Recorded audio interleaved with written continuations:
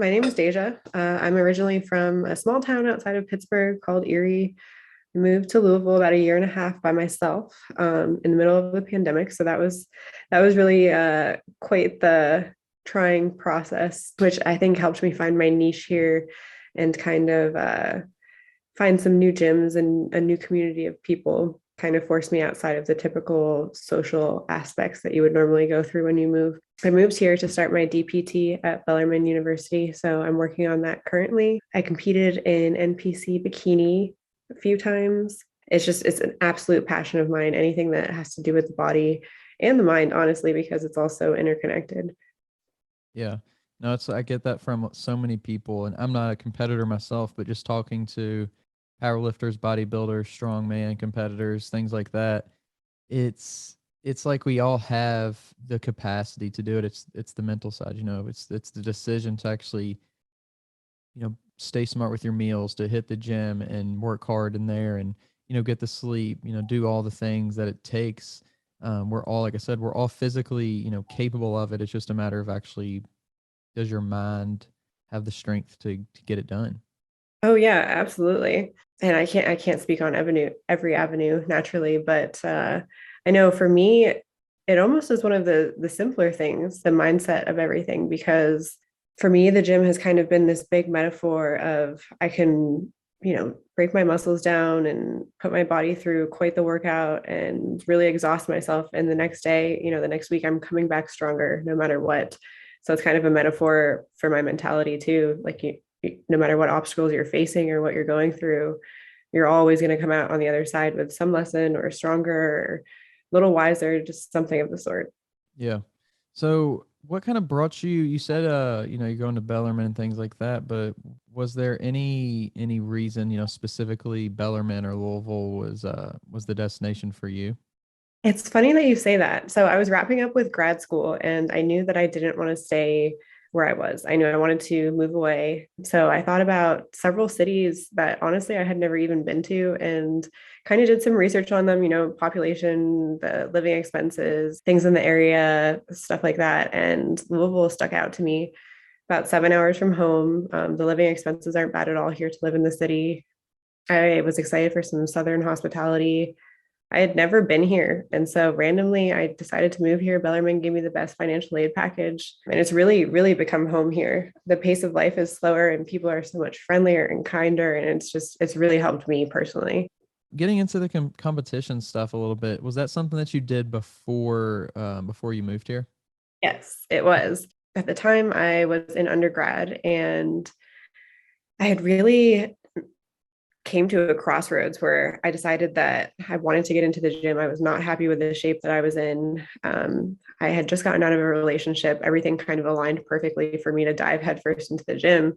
And once I realized that I was capable of change and seeing those changes, it kind of ignited that interest in me to step on stage, which I full throttle went into doing. Was it kind of different getting used to like different, because I'm sure like in the specific cities you kind of know who the players are within the bodybuilding community.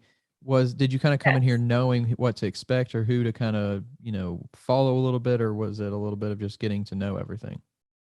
Quite honestly, I did not. I knew that the Derby put on a Kentucky Muscle Show, which was fairly well known, which excited me. Name wise, I didn't know many names in the area.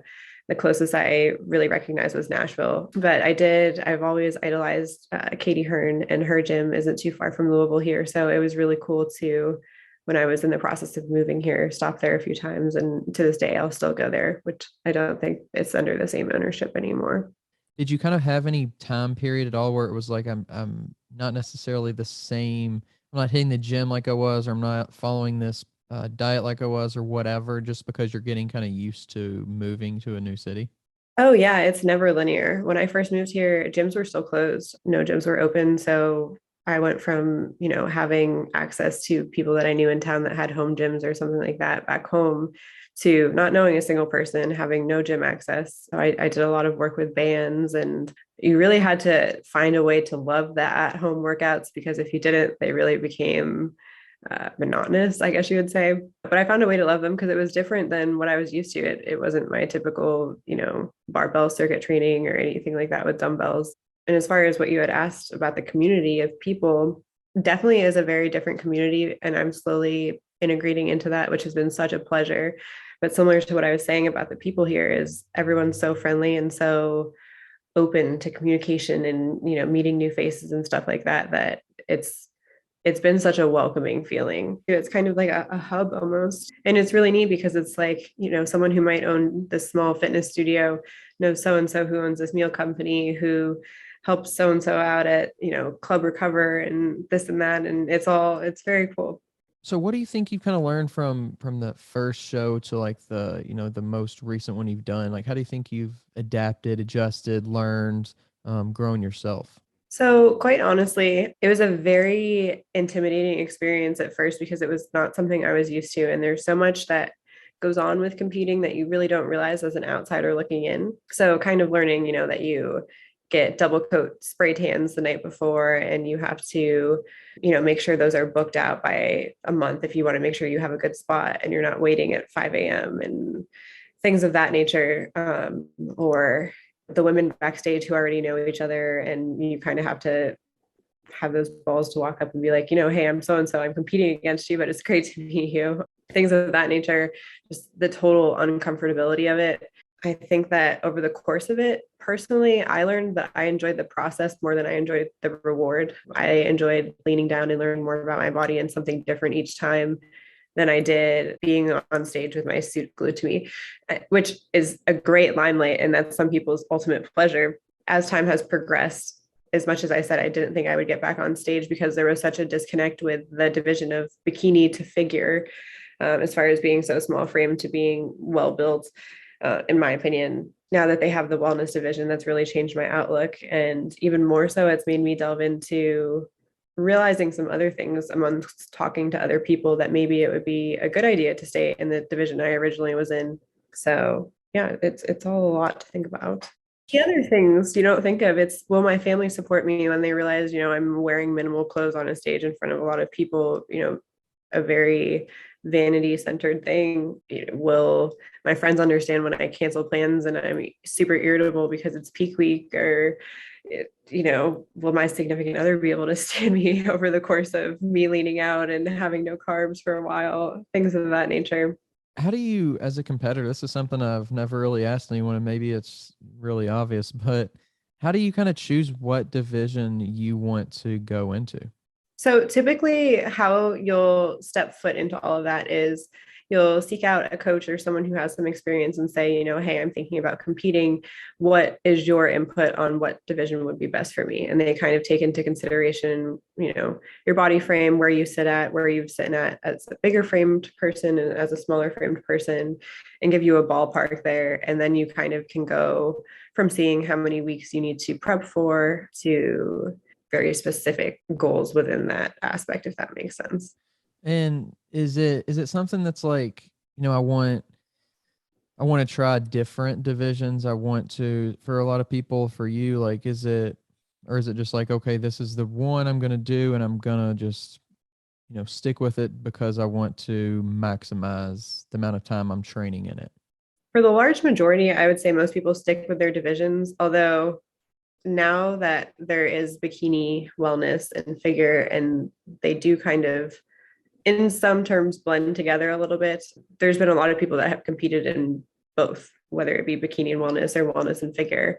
And it's such a hit or miss game because the panel of coaches that essentially grade you, I guess you would say, or rate you, they have specific things that they're looking for, and that's constantly evolving.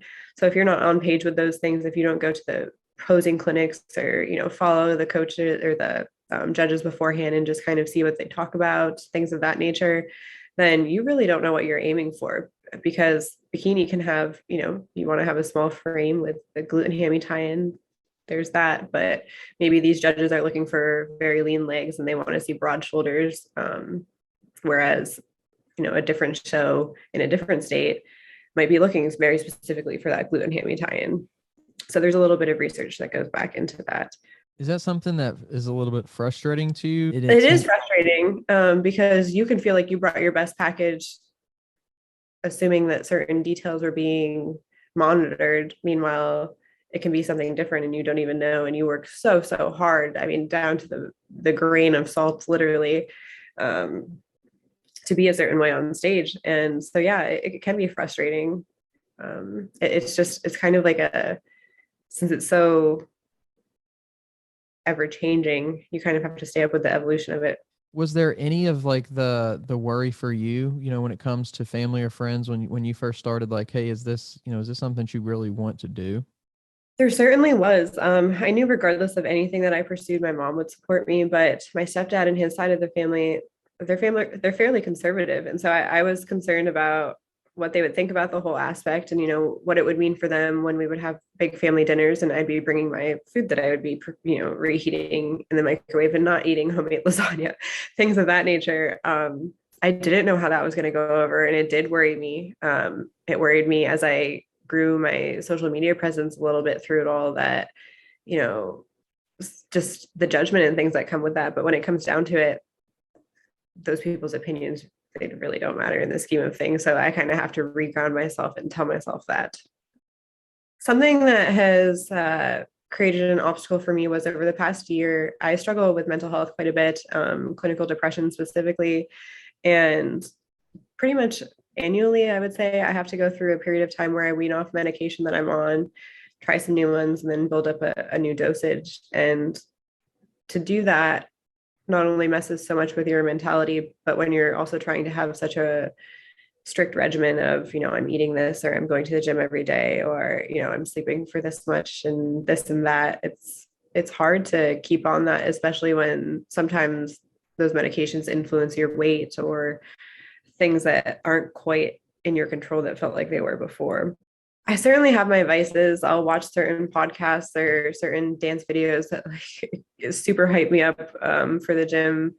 But moreover, I just try to tell myself, as much as I don't want to do something and would prefer to not do it, as strong as I'm feeling that, the following day when I have chosen not to do that, I will feel more guilt than I did the emotion of not wanting to do it in the first place. So I might as well just do it in the first place. And the more I habituate that, the more I really believe that.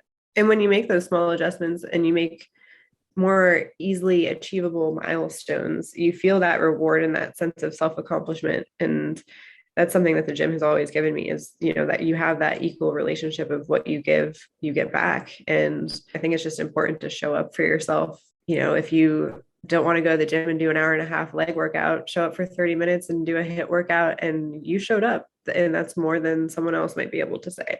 Well, it's something that I've realized through other people, and most certainly through clients, is everyone kind of has this space where they know that that's the leanest they've been, or the most fit they've been, the best in shape they've been, or the most ideal body that they want. They've gotten said close to it, but they've never gone beyond that. And so once you get to that point, you think like, wow, this is the best I've done before. This is the ultimate accomplishment. But if you can start thinking that there's more beyond that, and then realizing how capable you are, it's so empowering, Oh yeah. truly. And is that like feeling capable and feeling empowered? Is that something that you feel like you've gained through fitness and competing? Oh, entirely. Right back to that metaphor that I was telling you about with the mentality aspect. Gosh, there's so many things that I am not sure that I'm able to get through. And just as terrible as it sounds, the scientific aspect of, I know breaking down my muscles, and, you know, my mind and my heart are a muscle too, that they will grow back stronger. That's what they do. And in the meantime, it's my job to nurture them and to take care of them for them to perform. Do you kind of look at the world in like a scientific way a lot of times, and it kind of brings you to like that physical therapy side? I think I do. And that's exactly where the physical therapy side comes into play. Just kind of knowing how things function in motion, and pinpointing things. That's definitely the way my mind works. So when it comes to the body, it's the same. It's kind of a comforting thing to know that you're not placing how your body's going to perform in a hope or something of that nature. You know exactly what it can do and what it can't do. And to me, that's comforting, I guess you would say. Did the physical therapy, did it start as and almost like a need to be safer? Did it start as a need? Did you have maybe like an injury? Like what pushed you towards that interest? So originally, my avenue was nursing. So I'd always been in the healthcare field, but when I started to compete myself and, like I said, kind of changed my lifestyle quite a bit there, um, I started, yeah, doing research and being interested in things. Asking people that I knew in the community that had gotten into incredible shape and previously weren't, or um, you know, why does my knee hurt when I squat past this range? Like, I don't know what's causing that, but I need to know because then I can fix it. Um, it was just that need to know, need to act type thing. And so that's where the physical therapy came to be an interest. I realized how much I enjoyed the human body and its capabilities because there's so many. It is. It's cool what the human body is capable of, and with help from the obviously the mind as well, we can do so much. And it's weird because you see people like with disabilities who can't, physically can't do things, but their mind is so strong, and they're it's like, wow, if this person had the physical capability, wonder, you just wonder what that person would do. And then it's kind of like the other way. People sometimes who have the gift of having a, perfect physical capability, it's the mental side that's lacking a lot of times. And it's Oh just yeah, so interesting to see what happens when both of those do combine, and what the human is, what a human is capable of, really. truly, truly. And they're capable of so much. And similar to what you were just saying, it's funny that you bring that specifically up. I can remember times, there was a period of time where I really enjoyed running prior to me getting terrible shin splints. Another thing that I was determined to figure out the source of. I would think to myself, running over the tops of these hills and stuff like that, when I'd get to the very top and think I just want to stop, or I can stop right now and walk to the top and then I'll start running again. And in my head, I would always think to myself, I'm doing this for the people that can't, for the people that thoroughly want to and literally can't because they can't, not because they're tired or because they're out of breath, because they can't. And that was always a moving milestone in my head. Similar to a lot of people that achieve things, I think that a lot of people's motivators within the fitness industry itself, not necessarily the fitness community, but the industry, there's a lot of pain there. The people that spend monotonous hours in the gym and things of that nature, that's stemming from, internal demons or maybe a divorce that you're going through, and that cultivated you to make the change in your life, because what else do you do with all this pent up energy and this extra time, and you want to better yourself, just things of that nature. So I think it's important to take note that success isn't achieved under perfect circumstances. It's achieved when you're motivated to do so. You kind of mentioned like having some kind of hardship and things that, and you just want to like become a better version of yourself, really. And I think that's where bodybuilding's so cool, because it's a physical thing that you can see. You can see all the work that you put in, and there's almost really nothing quite like it, because you think about even like powerlifting. You might have a bad lift that day, and it doesn't necessarily show the true work that you've done per se. Or sport like football, where okay, maybe the other team just played really well and it doesn't show how good you really are. But like, I think in bodybuilding, it just, you get to like work really hard, put in all this time, sacrifice, eat well, train hard, sleep, hydrate, all these things, and it shows in, all over. I think it's just such a unique kind of thing. That's why I almost wish I could reward every single person that stands on stage with such a top tier reward, because everyone has put in their 210% to be up there. And similar to what I said, the difference of maybe the way your right ab sits on your sixth abdominis piece is more appealing than the person standing next to you, is what's going to determine who wins. But the reality of it is so much has gone into it for every single person standing up there, and it's a really beautiful thing, because someone somewhere along the way, something for them has changed, and they've realized something about themselves through the process. I've been approached by certain people or had conversations with girls certainly who said, in retrospect, that I was intimidating at first or something of that nature.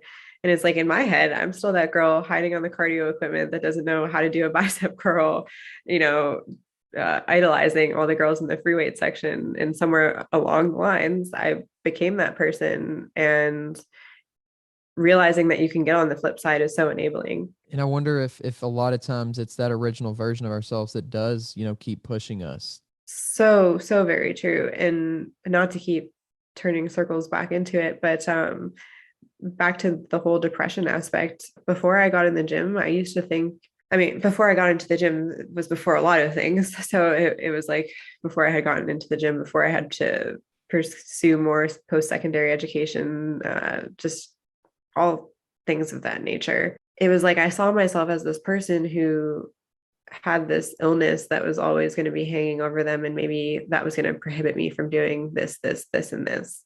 And showing myself that I was capable of just doing one of those things helped me to at least want to try all the other things, if that makes any sense. And just putting in those same efforts that I did with the gym, just showing up for myself, showing up. I'm not going to get 100% every time I have a state exam or something of that nature, but showing up and putting my best foot forward, that's monumental. So I've learned a lot about just investing in myself. I think that that's been a good lesson through the process. I think if we take an opportunity to go outside of our comfort zone and show up for things that we don't, even if we don't feel like, we're quote unquote worthy of it, or if we're qualified for something, like, Right. I feel like most people in a weird way aren't qualified for what they do. They just have the confidence that they can do it and they can somehow get it done. Exactly. Half the people that have, founded e-commerce businesses, where did that come from? Just the belief of doing it and the belief of the process. But you also, back to that, have to be very honest with yourself, because it's easy to give yourself excuses as to why you didn't do something or didn't meet this goal or that goal. But the reality is, were you capable? Did you do everything that you possibly could have done? Did you stand in your own way? I think self-sabotage is definitely a big barrier as well when it comes to, we might hit a certain point and we're feeling good, kind of like you mentioned before about like, I'm the best that I've ever been. And that's a fun place to be, but it's also comfortable in a way because we're there already. We don't have to keep pushing, and we can almost self-sabotage and just stay on the same, pushing the same weights because those are comfortable weights. We can do the same routine and not figure out how we can actually get better. I think that's a, big issue, not just in fitness, but in a lot of areas. In senses of not showing up for yourself, I think that when you hold yourself accountable, you give yourself a sense of value that few other things can give you, if that makes any sense. And you'd be surprised with what you can do at that time, similar to what you were saying. I mean, half the people that have done something and done it well didn't aim to do it in the first place necessarily, or have the skills and assets to do it in the first place. So it's a really cool process, I guess you would say. And talking kind of about those skills, and you're learning the skills of, physical therapy, does it feel like you kind of are transferring any of that knowledge into your current training? You understand how this thing maybe helps this other thing. So, oh, well, I'm going to add this into my training now, or recovery or anything like that. Oh, so much. And sometimes I trip over myself because I have to realize that not everyone has that mechanical way of thinking that I do.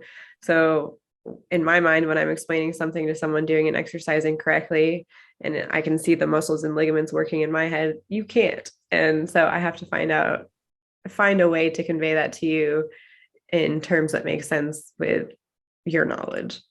So, as far as bodybuilding goes, where do you see that going in your life? Do you see it as something that you want to continue to pursue? Is it going to be something that is more for fun? Like, what kind of level is it for you? It's interesting that you say that. Again, like I had said before, I didn't think that I would compete again. Now that I'm sitting in a different place and feel closer to what I would aim to be on stage and having it feel more realistic, I think that I'd really like to do it again. And quite honestly, it interests me to see if I have the same feeling and perception on stage now as I did years ago. I mean, it's not a huge gap in time, but so much within myself has changed. It'll be interesting to see how I perceive it standing where I am now. Through that, I'd love to get some sponsorships and just always have my foot in the the fitness community and the fitness world, because it's something I just love so much. It's such a melting pot, whether you're talking about the people at a competition or just fitness community entirely. I mean, you have CrossFitters, powerlifters, bodybuilders, yeah, you name it. And it's so cool to see the different walks of life intertwine when competitions roll around, because one person stepping on stage might be a doctor, the other person might be in their residency to become a doctor, the other one might be a mechanic and thoroughly love bodybuilding in their free time, someone else might be a mom of 6 kids. I mean, it's crazy, and it's so cool because it's just the common denominator. There's beauty in that. There's beauty in the mom who for the first time in 6 years has prioritized herself over countless other things in front of her, or the person who spent too much time drinking in their free time now has a good focus that's bettering themselves versus deteriorating themselves. Yeah, it's such a cool thing.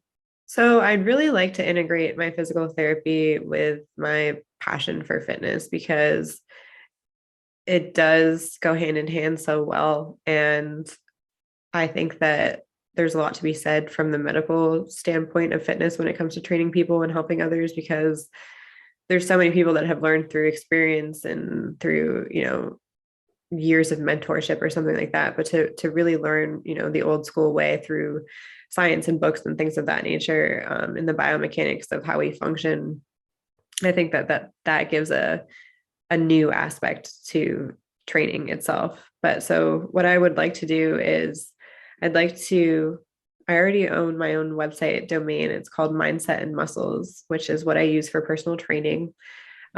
What I would like to do is not only offer training packages in there, but also offer physical therapy packages in there. If you have, an IT band injury, then I have an IT band rehab package that you can go through for 6 weeks that would be the same thing as if I saw you in my office, once a week and we went through things together. Instead, it's just pre-recorded and available for purchase. And then you also have communication with me. So I think it's the best of both worlds. And hopefully one day I could expand that even further. I really do appreciate your time coming on the podcast. And if Oh, people want thank to, you. absolutely. And if people want to follow you on social media, follow what you're doing, where can they do that? So you can follow me at Deja Holland, DejaHolland. And that will also be the same profile as Mindset and Muscles. So everything's all right there for you.